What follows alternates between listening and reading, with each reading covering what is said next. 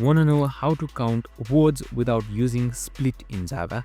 So we mostly use the split method, and in my previous videos as well I have mostly used split to maybe split them strings or count them, or use for other methods as well. So it's possible without using split as well. So I'm just going to show you how to do it. So what we simply do is we just simply scan each character and detect word boundaries.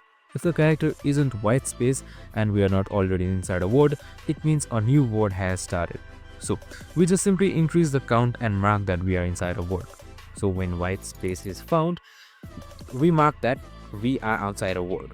So this logic only works well for simple space separated sentences and words using arrays and regex. So you can see right here, it's a little bit complex, but it still works. We have used a for loop, and inside it we have used an if statement as well. So I can just simply run it up to show you the count, and there you go. The word count is 5 right here. Under this is a simple sentence. I hope this video helped.